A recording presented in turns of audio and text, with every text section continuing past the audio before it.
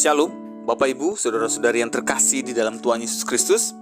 Hari ini kita akan melanjutkan pembacaan dan perenungan kebenaran firman Tuhan dari kitab 1 Tawarik pasal 15 ayat yang pertama sampai yang ke-29.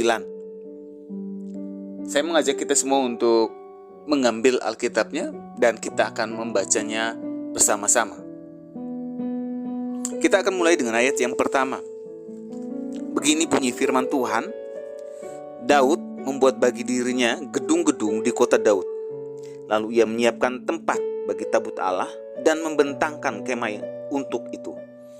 Ketika itu berkatalah Daud, janganlah ada yang mengangkut tabut Allah selain dari orang Lewi, sebab merekalah yang dipilih Tuhan untuk mengangkat tabut Tuhan dan untuk menyelenggarakannya sampai selama-lamanya.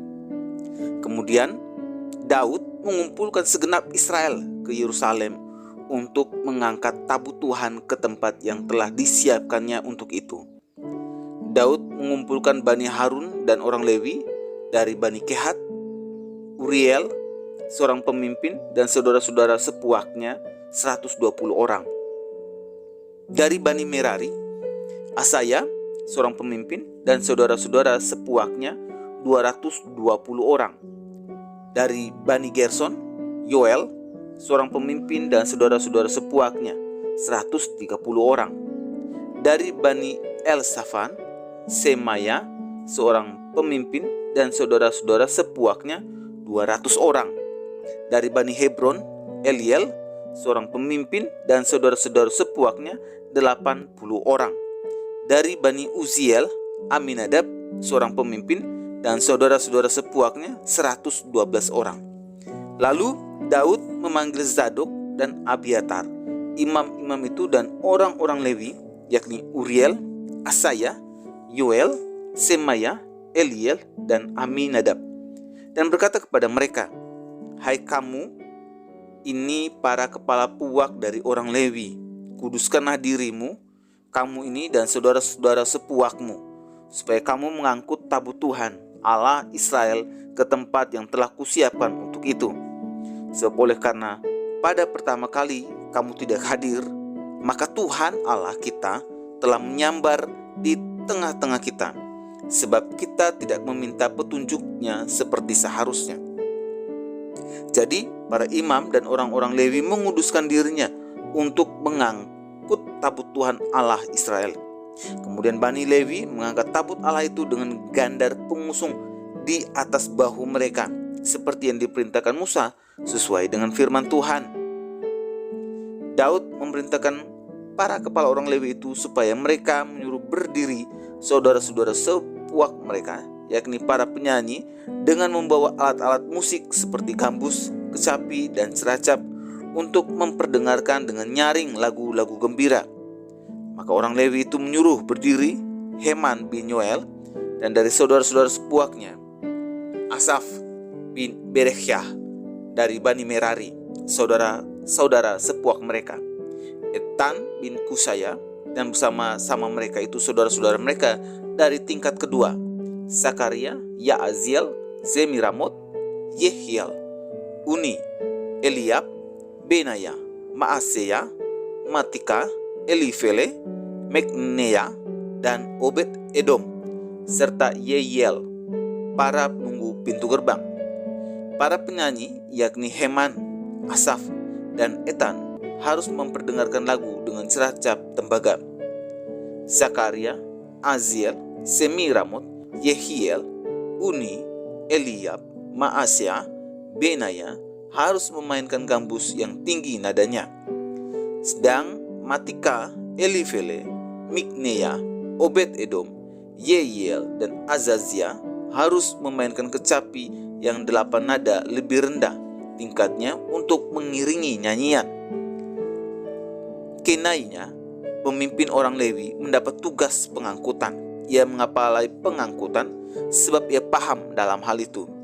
Berekhya dan Elkanah adalah penunggu pintu pada tabut, dan Sebanya, Yosafat, Netanel, Amasai, Zakaria, Benaya, dan Eliezer, yakni imam-imam itu meniup nafiri di hadapan tabut Allah sedang Obed-Edom dan Yehia adalah penunggu pintu pada tabut itu.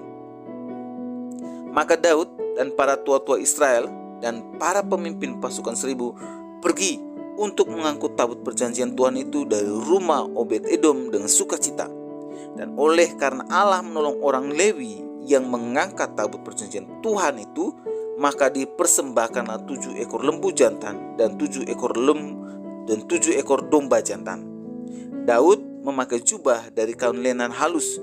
Juga segala orang Lewi yang mengangkut tabut itu dan para penyanyi dan Kenanya yang mengepali pengangkutan dan para penyanyi. Dan juga Daud juga memakai baju efod dari kain lenan. Seluruh orang Israel mengangkut tabut perjanjian Tuhan itu dengan diiringi sorak dan bunyi sangkakala, nafiri dan seracap, sambil memperdengarkan permainan gambus dan kecapi. Ketika tabut perjanjian Tuhan itu sampai ke kota Daud, maka Mikal, anak perempuan Saul, mencenguk dari jendela, lalu melihat Raja Daud melompat-lompat dan menari-nari. Sebab itu, ia memandang rendah Daud dalam hatinya. Bapak Ibu, saudara-saudari yang terkasih di dalam Tuhan, melalui perenungan hari ini, kita mendapat penjelasan sekaligus jawaban dari kitab 1 Tawarik pasal 13 di dalam pasal 15 ini. Mengapa Allah marah terhadap perlakuan Raja Daud yang punya niat baik untuk memindahkan tabut Allah, namun tidak sesuai aturan-aturan yang sudah ditetapkan oleh Allah? Ketika datang melayani di kemah pertemuan dan pekerjaan pengangkutan barang sesuai yang diperintahkan Allah kepada Musa. Pekerjaan ini meskipun kelihatan sederhana, namun tidak boleh dilakukan oleh sembarangan orang dan dengan cara yang sembarang pula. Karena bisa menimbulkan kemarahan Allah dan dapat menimbulkan kematian bagi orang yang bukan imam Lewi ketika datang melayani. Oleh sebab itu, Daud belajar dari kesalahannya yang pertama, bahwa yang boleh melayani mengangkut tabut Allah adalah hanya para imam Lewi yang sudah menguduskan dirinya. Yang kedua, Daud belajar bahwa tabut Allah tidak boleh diangkut menggunakan kereta, namun haruslah menggunakan dengan gandar pengusung di atas bahu mereka. Yang ketiga, Daud juga belajar bahwa pada saat proses pemindahan tabut Allah berlangsung, para imam Lewi dan para puak-puaknya lah yang melayani di depan tabut Allah. Inilah kunci keberhasilan Daud membawa pulang tabut Allah dari rumah Obed-Edom ke kota Daud. Bapak Ibu, saudara-saudari yang terkasih di dalam Tuhan, melalui perenungan hari ini ada beberapa hal yang dapat kita pelajari di dalam melayani Tuhan di masa kini. Yang pertama, bahwa ada batasan-batasan maupun aturan-aturan dalam melayani Tuhan.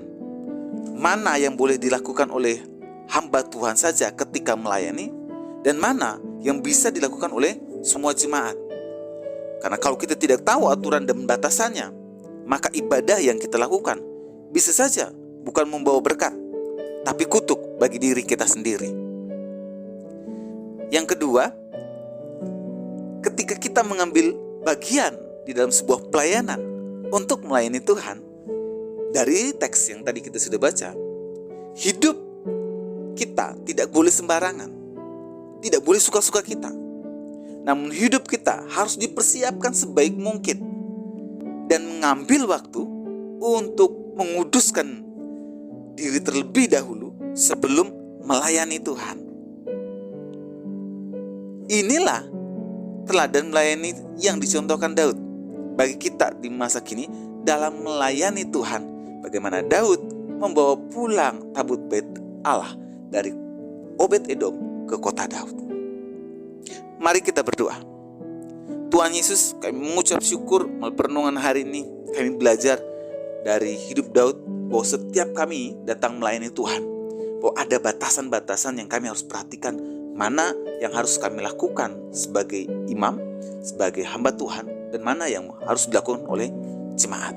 Kami belajar juga pada pagi hari ini bahwa sebelum kami datang melayani Tuhan, kami harus mempersiapkan diri sebaik mungkin dan menguduskan hidup kami bagi pelayanan Tuhan, sehingga pelayanan itu benar di mata Tuhan dan membawa berkat. Bukan hanya bagi kami, tapi bagi banyak orang. Di dalam nama Yesus kami berdoa dan mengucap syukur. Amin. Kiranya renungan hari ini terus menguatkan langkah iman kita dalam mengiringi Tuhan Yesus Kristus. Ingat, tetap teruslah berdoa, teruslah percaya, dan tetap teruslah bersyukur.